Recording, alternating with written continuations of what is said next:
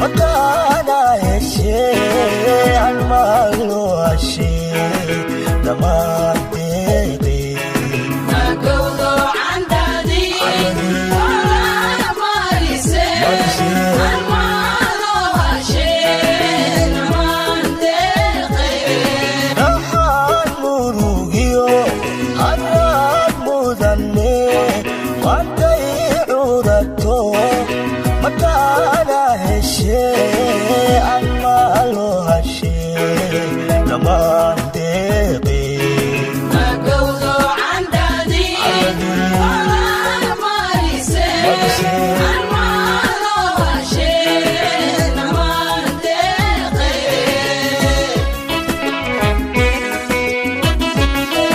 cabdinaasir maxamed macalin ayaa u mahadcelinayaa waxaa laga yaabaa inaan aqoon badan isu lahayn laakiinse waxaan ku leeyahay soo dhowow walaalkeena kadibna waxaa mar kale u mahadcelinayaa walaalaheena xildhibaanada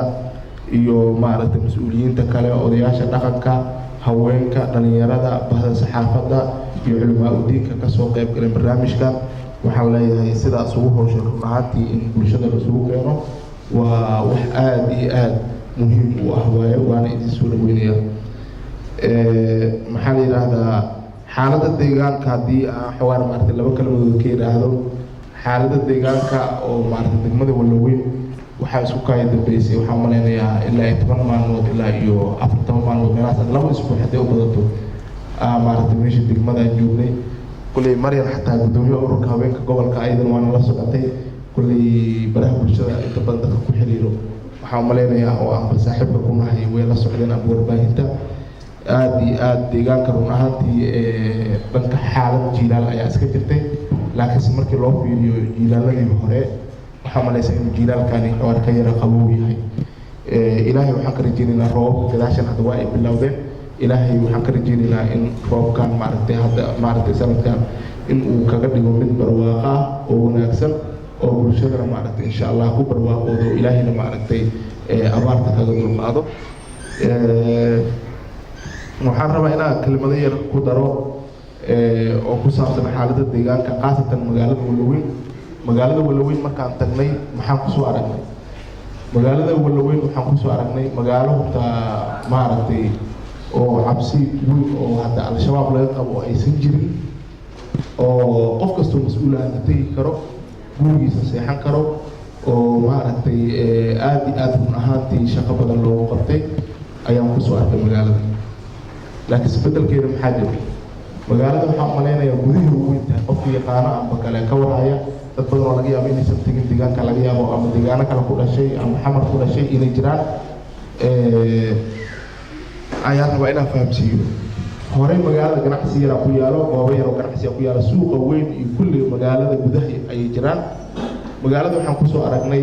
irideeda waxaa taalo 3 isbaaro ayaa taalo oo magaalada amnigeeda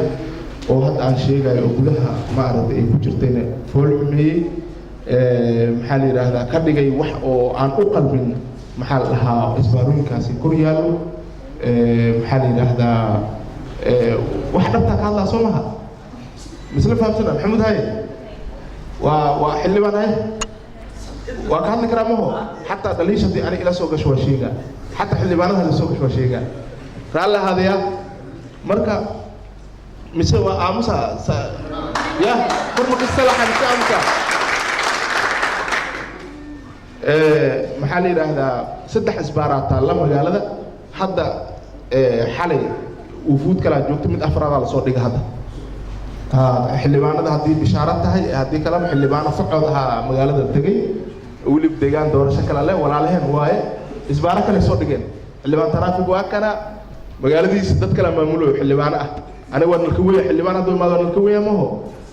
marka dadkii hadda matalaya magaalada hadda dadaa mataloy kuley dadka deegaanka la joogo dadkii matalaya xildhibaanadeena hadda kuley taas ayaga ka jawaabi doona 3 isbaaraa taalo intee taallaa 3 isbaar proof caddeena la iska rabaa waa yeelaan lama rabo mid nation link hortiisa taallaa nation link qofaan ka siin maa jiro daafee tegin nation link hortiisa taallaa mid soco taraafikada meesha oo waa taqaaniin oo hormuud qofka dhumay ma jirto daafeed markii qofka haddii la dhaho hormuud horteed isbaar kale taalo taraafikada waa nuglaadiin baabuurta saas magaalada maxaa la zaxmada hadda hool lacagaha isbaarooyinkaas lagu qaado ma aha mid deegaanka iyo dowladda labada kusoo xaruunay ma aha midda saddexaad waxay tahay magaalada meesha lagu baxaayo oo dhanka xamar looga soo baxayo isbaara kala taalla iyada marka saddexdaas isbaara taalo maxaa la yidhahdaa magaalada wax dhibaato oo weyn oo hadda dad sheegi karaan oo ka dhacay ma jiraan laakiin wax la abuuraayo oo siyaasad laga rabo ama dan kale laga leeyahay ama cabditaxa imaada laga leeyahay ama traafika imaada laga leeyahay waa la abuuraya run waa way jirtaa maxaa la yidhahdaa magaalada xogaan shaqaaqa yar ayaa waxaa ku dhex martay dhowr wiil oo ehel ah ayay ku dhex martay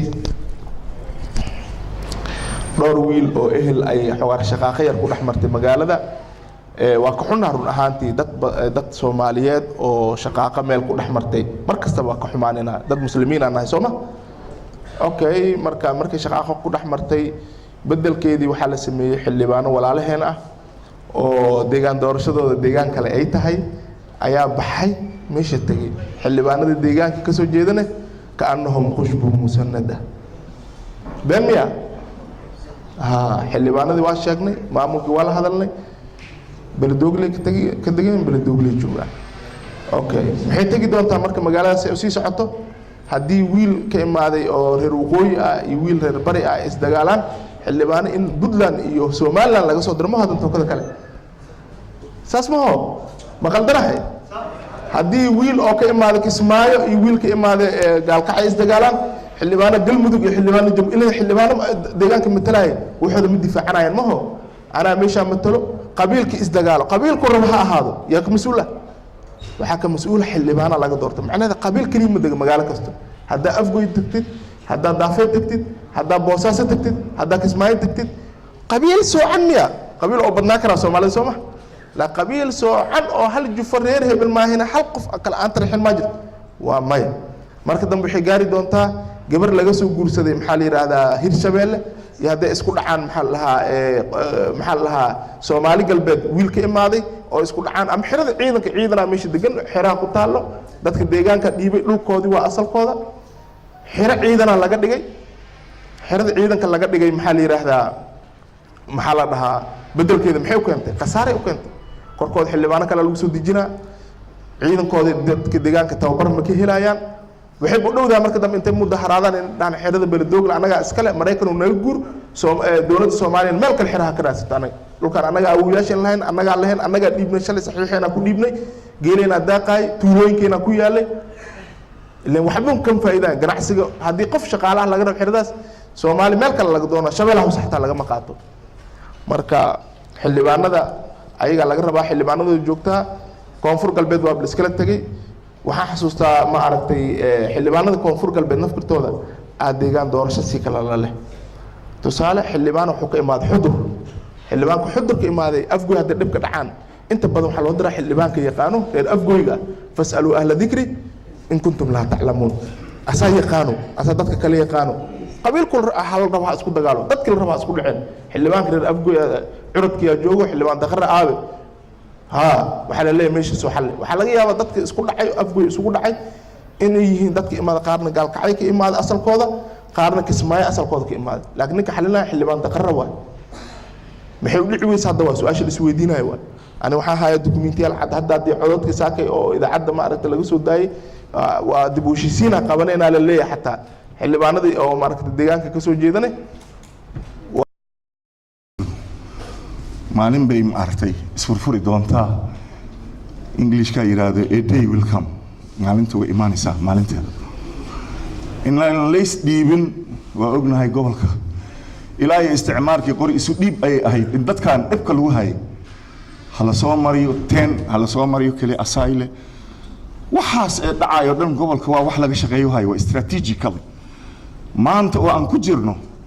wadanka waxaa la arkay inay liin dhanaantu ay aad qaali u tahay adduunka ay xoolo badan ay ka goyso dadkaas loorkii liin ee ay ku iibsan jireen $100 heer waxaa la gaarsiiyey in $4 maanta looga qaato wadooyinkan isbaarooyin la taxo qolyaha kale nabadiidkana la yiraahdo idinkana dhinaciina isha ku haya annaga ganacsata labadaba annaga u dhaxaynay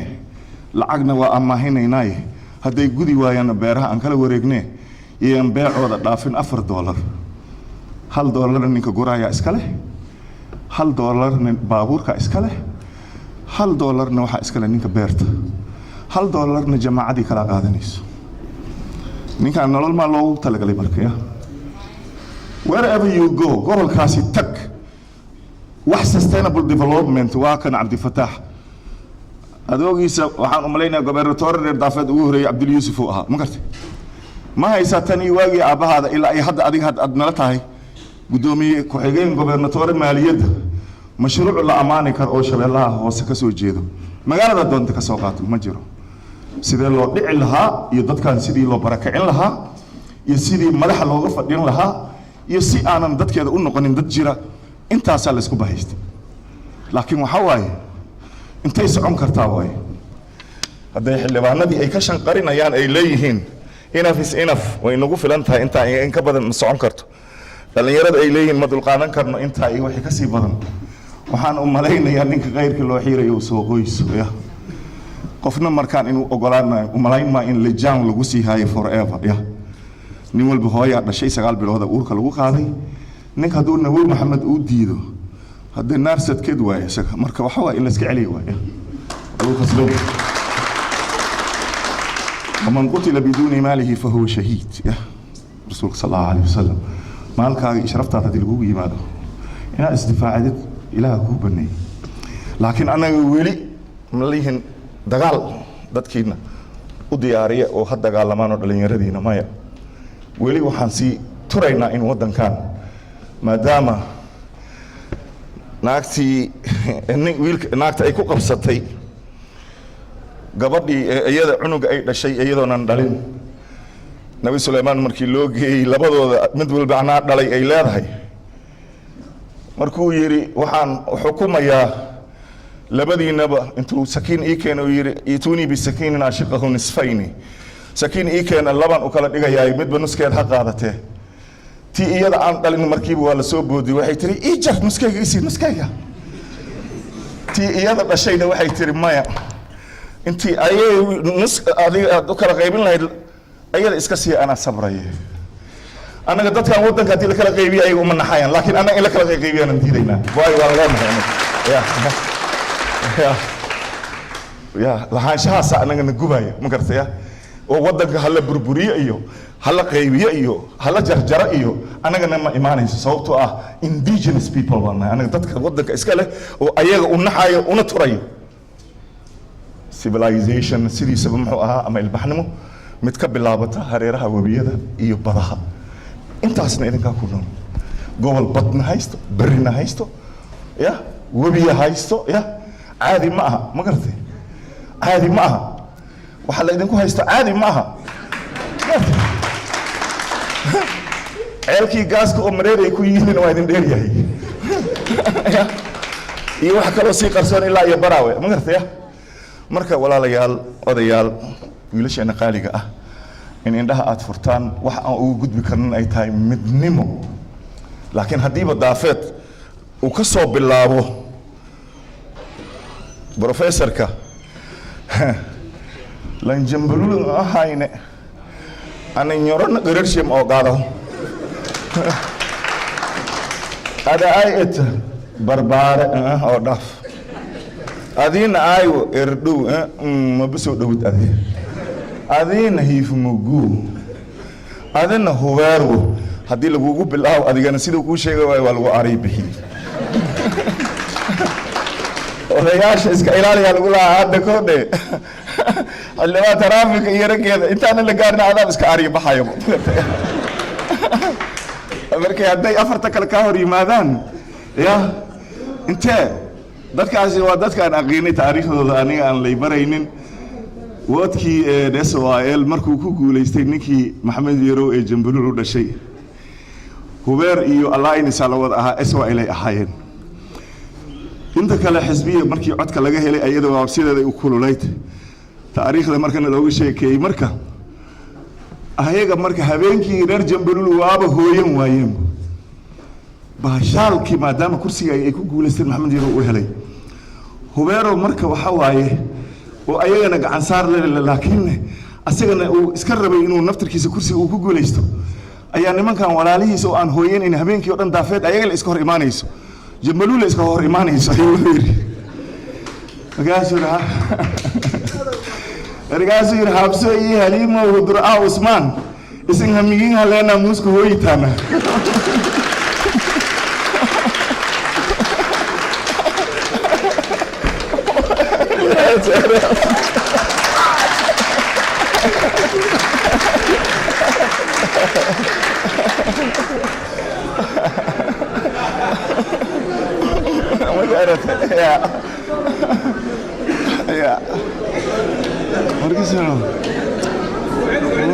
ya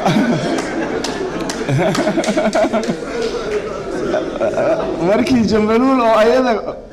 kursigiina ayada ay heshay oo xildhibaannimadii Assembly National ayadii ku guulay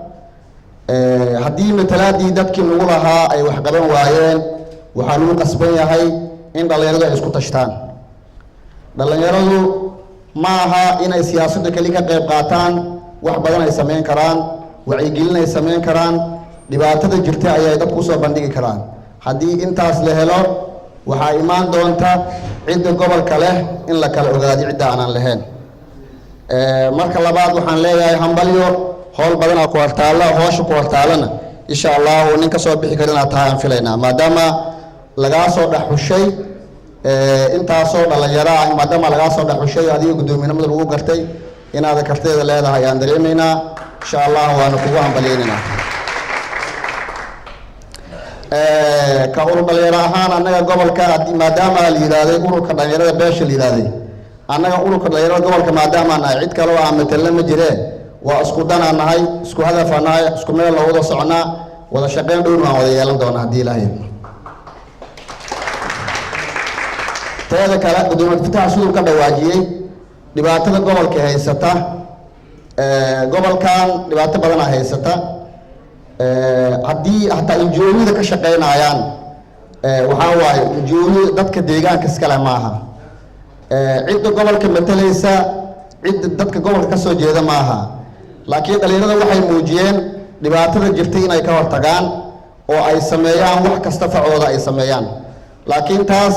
waxaa wili hortaagan cidda matalaada gobolka u leeyahay inaysan wax weyn qabanaynin gudoomiyaha fitaha nafkiisa daliil badan uu leeyahay maxaa yeelay maamulka gobolka waa maamulka gobolka kaalin badan uu ka leeyahay in arrimahaas laga hortago ayaga dadkooda waxaan ka codsanaynaa dhibaatada jirta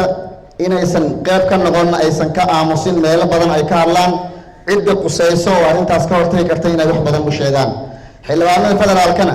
waxaan u sheegaynaa kuwa maamulka koonfur galbeed 4 sano ay joogaan laakiin kuwa federaalka 25 sano ugu dambeysayna matalay deegaanada ay ka soo jeedaan looma aqoonsan marka ay golaha baarlamaanka fadhiyaan waxaa la yiraahdaa qof kala sheegta deegaanada oo ay ka soo jeedaan mana ka hadlaan oo idaacadaha mana ka hadlaan ma awoodi waayeen inay shirar jaraa'id ay qabtaan oo idaacadaha wax u sheegaan oo social media wax mariyaan oo ay ka hadlaan haddii ay awoodi waayeen lacagta iska bixin waayeen kadhalin ahaan anaga lacagta ka bixinayna hanoo hadlaa kaliya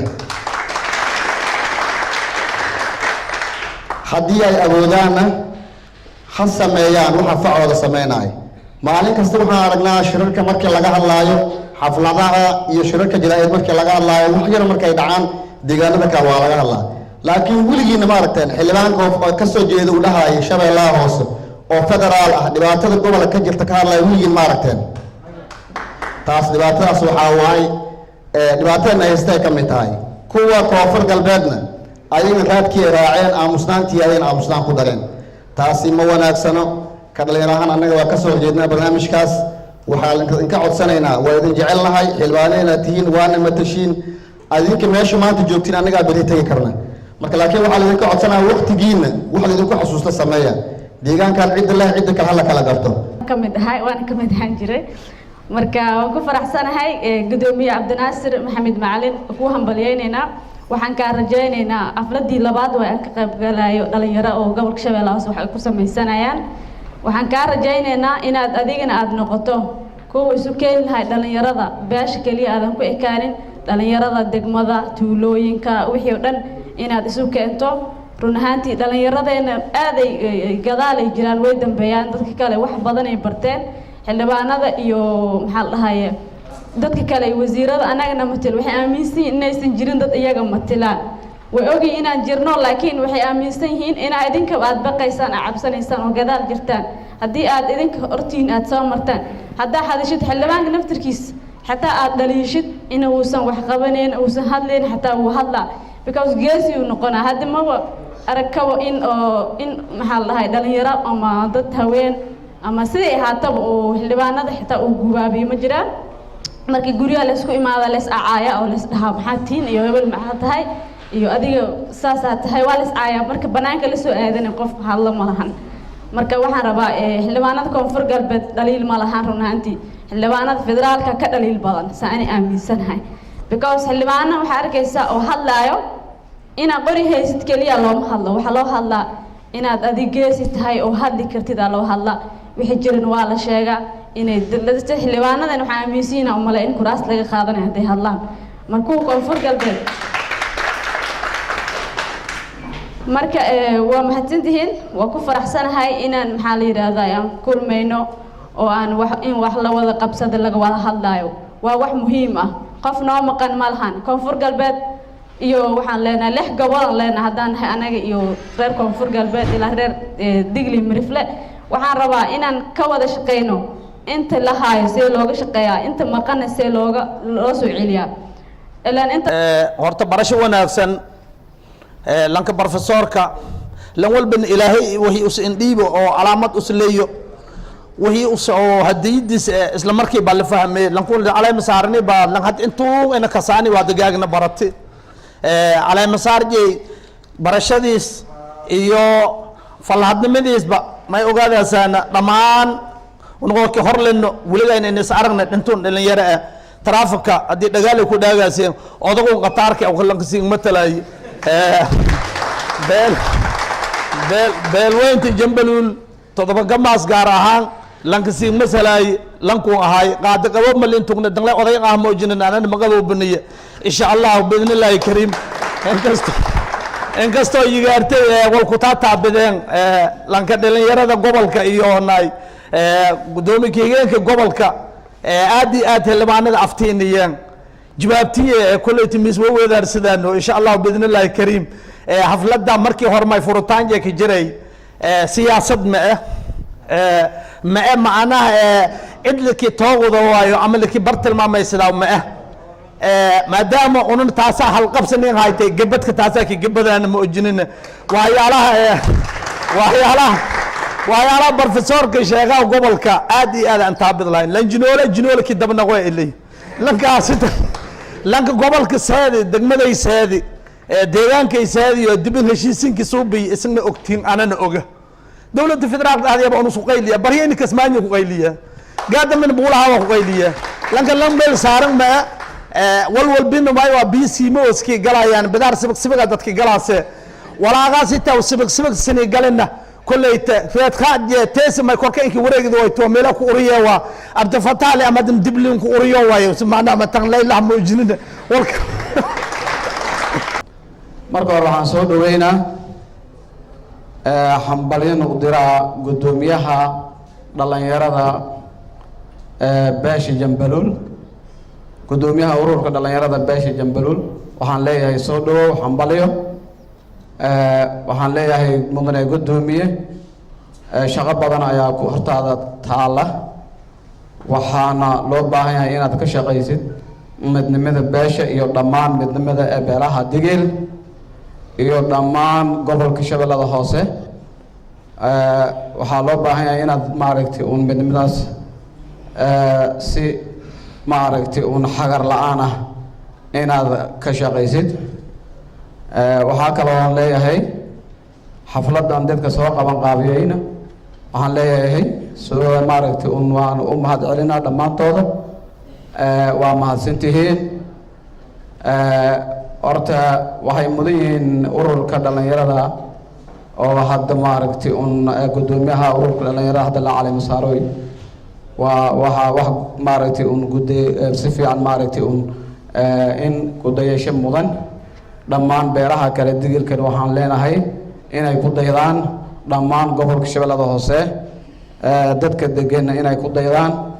in la dhiso ururo dhalinyaro iyo aqoon-yahano iyo intaba maaragtay un si maana loo xanaqaado dhammaan gobolkan aayihiisi iyo maaragtay un hore socodkiisi gobolkan wax badan ayaa maaragtay un dagaalo badan iyo dhibaatooyin badan ayaa ragaadiyey waxaan leenahay maaragtay un in la isku duubnaado wax badan in la isku duubnaado dhammaan beelaha dega ee gobolka Shabeellada Hoose waxaan leeyahay isku duubnaada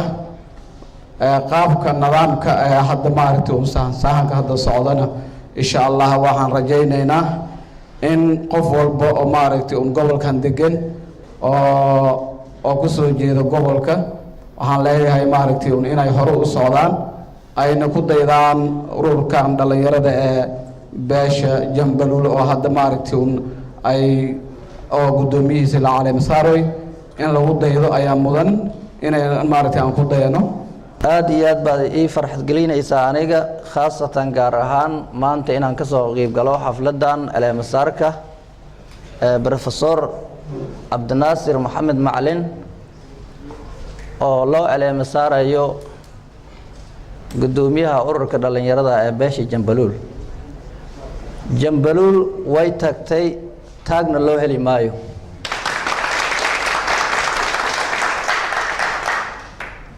aniga Jambaluul ayaan ka soo jeedaa Jambaluul ayaan ahay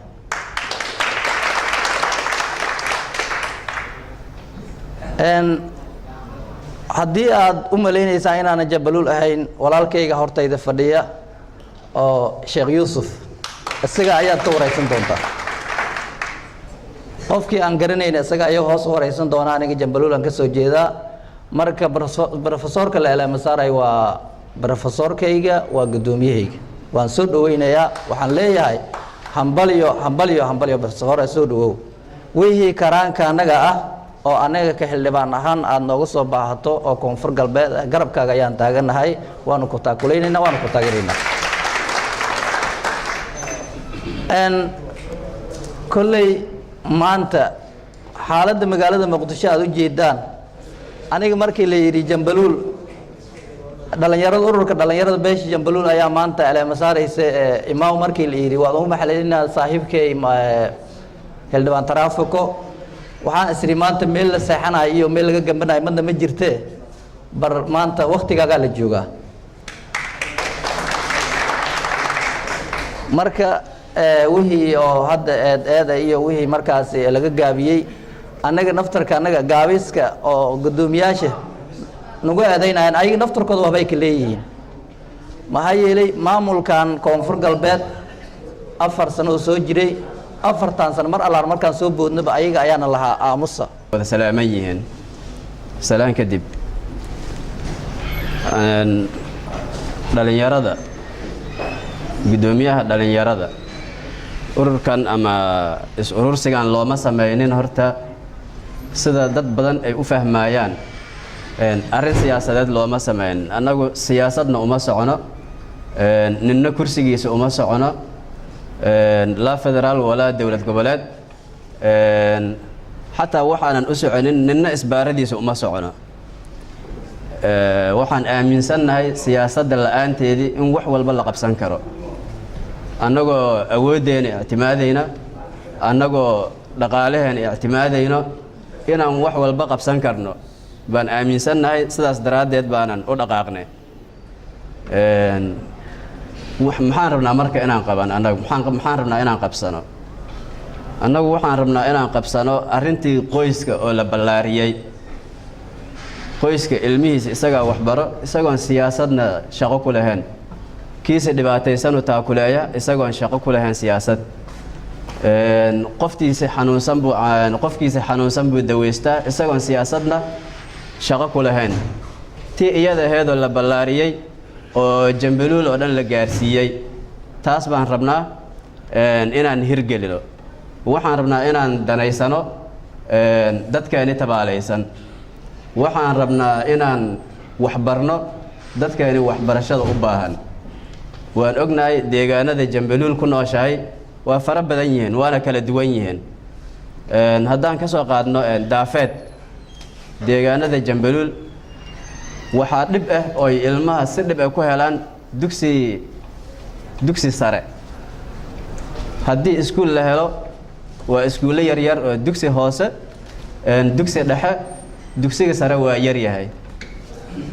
waxyaabahaasaan rabnaa inaan wax ka qabano oo aan gaarsiino dugsiga sare kifaayo aan gaarsiino oo aan gaarsiino ma aragtaaye jaamacad kuweena meelaha kale wax ku baranayo ama dhaqaale la'aanta haysana iyagana aan kabno oo ma aragtaaye dhaqaalihii aan wax ka saacidno annagoo ma aragtaaye ictimaadayno wixii annaga aan heli karno iyo ciddii kaleoo na gacan qabanaysa ama wax nala qabanayso iyadana wixii ay nala qabato annagoo isku hadlaynayna waxaan rabnaa beeraheena inaan horumarsano adduunku waa tegey nidaamyo cusub baa hadda wax loo beeraa dalagyo cusub baa adduunyada laga beeraa annaga weli waxaan daba taagannahay moordadii keligeedii iyo sisintii waxyaabo badan buu maaragtay dhulkan soo saari karaa oo haddii lagu baroobeeyo siyaabo badan oo cilmiyeysan baa wax loo beeraa ma cilmiyeysna waxaana waxay ku socdaan sidii taqliidiga caadiga ahaan jirtay taasoo wax soo saarkeedu yar yahay taasoo daalkeedii iyo dhibteedina badan tahay